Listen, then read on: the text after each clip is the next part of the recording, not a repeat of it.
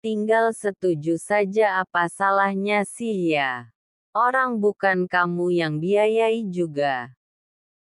Ma, meskipun bukan aku yang biayakan semuanya tetap ada prosedurnya Ma. Kamu tahu bukan kalau di Islam ada idahnya.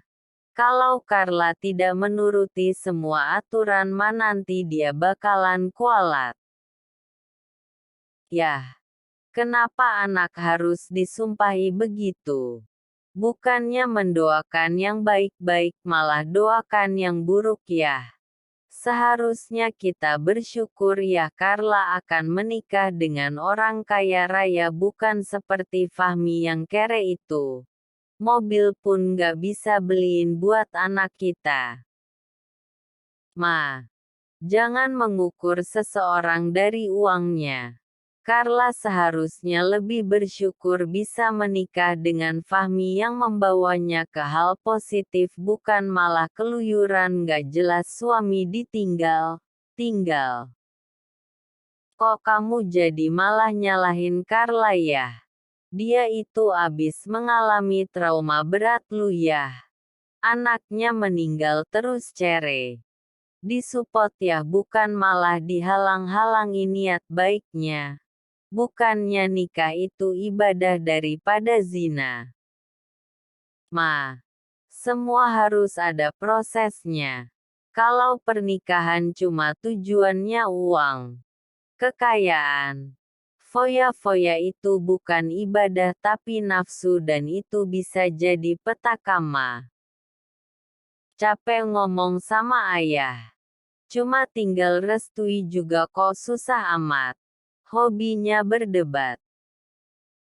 Ketus Mama Dina meninggal, sang suami tidur sendiri di kamar, dia memilih tidur di kamar Carla malam ini. Klek. Gimana Ma? Apa kata ayah? Tanya Carla penasaran. Ayah kami ngeyel sok jadi ustadz dia sekarang. Capek Mama jelasinnya, kalau kamu mau nikah sama orang kaya punya perusahaan besar, dia malah bilang kualat lah jadi petakalah. Pusing kepala Mama. Ma, aku tetap akan nikah sama Merpeter Ma, meskipun tanpa restu ayah. Yang nikahin aku kan bukan ayah. Ya nikah aja, kalau ayah kamu nggak mau datang ya sudah Mama aja yang jadi saksi kamu. Carla mengangguk pelan sambil tersenyum karena mamanya mendukungnya untuk menikah lagi. Sedangkan di kamar Pak Bahtiar hanya bisa menghela nafas panjang melihat kelakuan anak tiri dan istrinya yang sama-sama sudah salah jalan karena harta. Sayang, mulai besok aku akan kerja di perusahaan Papa. Perusahaan Papa kamu Mas? Tanya Sela sambil mengelus dada Fahmi pelan karena mereka baru saja melakukan aktivitas ranjang. Iya, tapi kata Papa cuma staf biasa sayang. Papa tidak mau ada kesenjangan sosial, dia ingin melihat kinerja suamimu ini. Ya tidak masalah Mas. Apapun pekerjaan kamu asalkan halal aku dukung. Meski OB sekalipun. Beneran sayang? Tanya Fahmi tak percaya. Iya. Kamu nggak malu kalau aku jadi OB? Kenapa harus malu Mas? OB juga manusia kan? Pekerjaan yang mulia untuk keluarganya. Daripada mencuri di luar sana lebih baik jadi OB. Bijak sekali pemikiran istriku ini, jadi makin cinta deh. Ujar Fahmi gemas sambil mencium kening Sela. Apapun pekerjaanmu, apapun kehidupanmu, asal itu kamu, aku tetap akan setia di samping kamu Mas. Makasih sayang. Sudah mau berjuang bersama. Aku bangga punya istri seperti kamu. Andai saja dulu aku di pertemuan pertama kali dengan kamu, mungkin aku akan menikah dengan kamu. Nggak salah kamu, Mas. Waktu kamu memperkosaku ada nama perempuan lain dan bukan Bu Carla. Siapa itu ya? Ucap Sela berusaha mengingat. Nia. Ya Nia. Perempuan mana dia? Ceritanya panjang sayang. Dulu aku mencintai Nia, kakak tirinya Carla, tapi aku membuat kesalahan dengan menghamili Carla, tapi rumah tanggaku berantakan, lalu aku malah berbuat hal yang betul dengan menghamili kamu. Memperkosaku, hal yang betul. Iya sayang, kalau kamu tidak aku perkosa sudah pasti kamu sekarang menikah dengan lelaki lain dan tidak di ranjang ini bersamaku. Tapi dari awal aku sudah tertarik padamu, Mas, hanya saja saat aku tahu kamu menikah aku tidak mau menjadi pelakor. Kalau kamu jadi pelakor pasti seru sayang. Apalagi ketahuan Carla, kalian akan jambak-jambakan, kamu tahu kan bagaimana barbarnya Carla, ujar Fahmi sambil senyum-senyum sendiri membayangkannya. Kamu mau diperebutkan gitu? Marah Sela. Hahaha, apa salahnya sayang memperjuangkan yang kamu suka? Terus kamu pilih Carla dan meninggalkan aku. Di mana-mana tuh Mas pelakor pasti selalu tersudut. Tapi akan menang sayang. Contohnya sekarang kamu menjadi istriku satu-satunya. Ini beda cerita. Coba kalau Bu Carla tidak selingkuh. Apa kamu akan menceraikannya? Belum tentu kan. Apalagi ada anak di antara kalian, pasti aku tetap dikunjungi seminggu sekali. Rajuk Sela. Gimana Sel? Tanya dia. Nggak dikasih izin Mbak sama suami aku. Terus siapa yang jadi gantinya? Masa suami kamu egois? Si Sel ini juga untuk karir kamu lu. Mbak ajalah yang pergi. Jangan saya. Wah, kalau aku susah Sel. Siapa yang handle bos? Pergi sama bos aja Mbak, usul Sela. Enggak ah. Takut. Kenapa? Takut diembat juga. Hahaha. Kalau mbaknya nggak mau ya nggak bakalan diembat Mbak. Kalau tergoda gimana? Kuat-kuatin iman. Kamu bisa aja deh. Ya udah ntar Mbak bilang sama bos. Mbak, tapi jangan bilang suami aku nggak izinin, bilang aja aku sedang nggak enak badan bawaan hamil Mbak. Ya udah deh kalau gitu. Ntar Mbak atur. Makasih ya Mbak. Sip, sahut dia sambil berlalu. Mau kemana lah? Ke pengadilan mah. Mau urus perceraiannya. Tadi Mer Peter bilang aku diminta ke pengadilan, ada yang harus ditanda tangani. Elma. Ketemu Fahmi. Nggak tahu Ma. Ketemu juga aku nggak ada rasa lagi sama dia. Orang dia udah pengangguran Ma. Nggak bisa hidupin aku. Mau jadi gembel bertahan sama dia, ujar Carla. Ya bagus deh kamu sadar cepat. Rumah aja dia nggak mampu beli. Oh ya Ma. Nanti mobil baru aku datang. Minta langsung diparkir ke dalam garasi ya Ma. Takutnya tetangga pada rese. Aku nggak mau justru dijadikan bahan tontonan. Ya bagus deh lah ditontonin tetangga, berarti kamu hebat bisa beli mobil baru setelah cerai dari Fahmi. Iya Ma. Tapi aku nggak mau mereka nanti pada stres mikirin di mana aku dapat uangnya. Para tetangga di sini kan kepo Ma. Nanti aku mau minta sama merpiter rumah di perumahan elit aja biar nggak rese tetangganya. Kalau nggak apartemen mewah mah. Terserah kamu deh. Yang penting ada rumah buat mama nanti. Oke ma.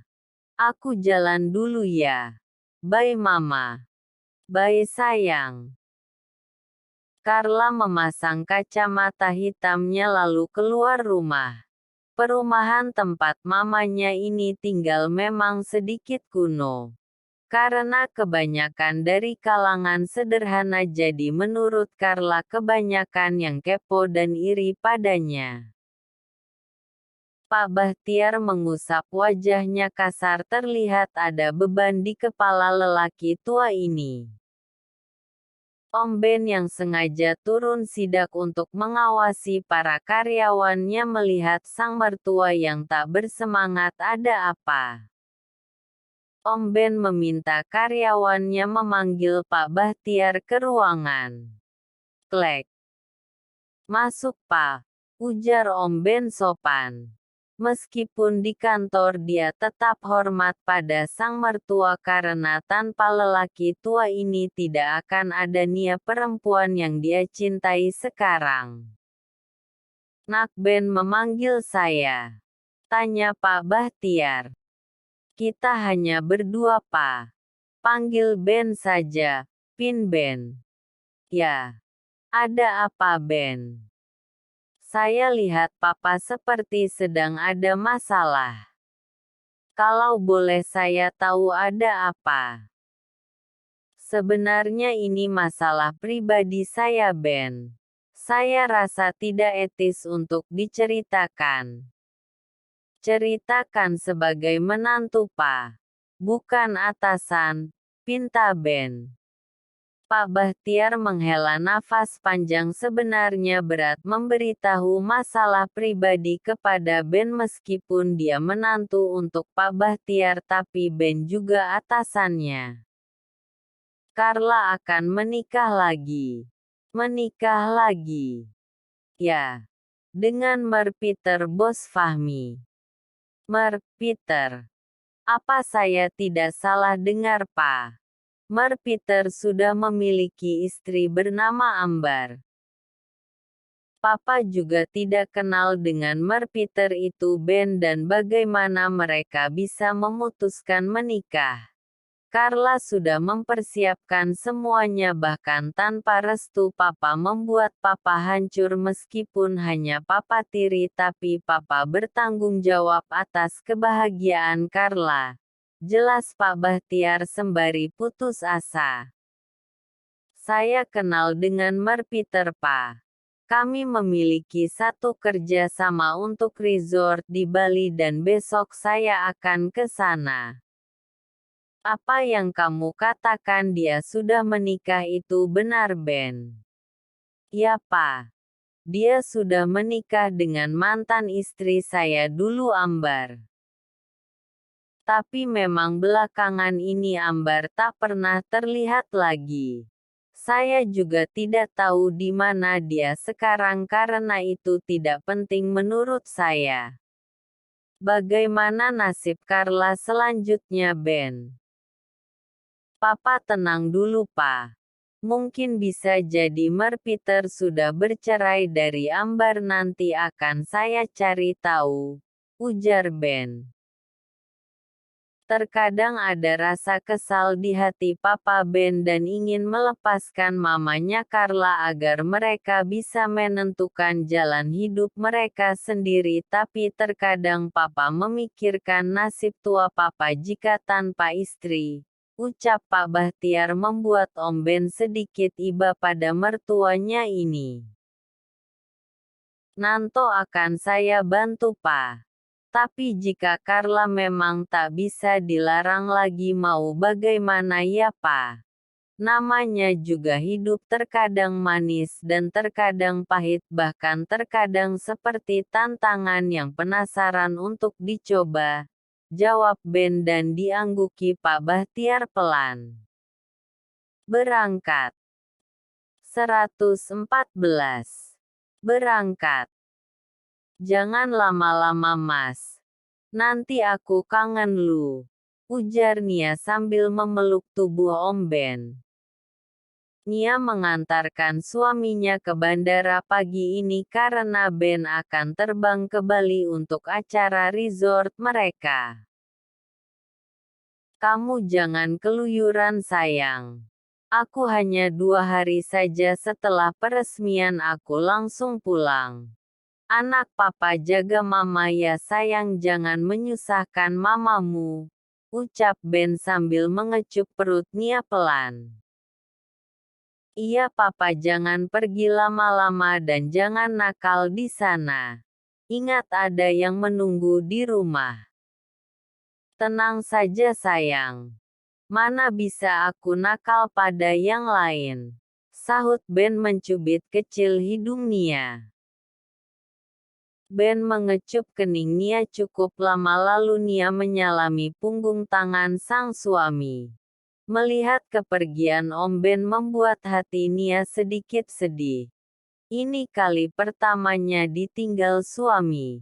Selama ini Nia selalu ikut kemanapun Ben pergi.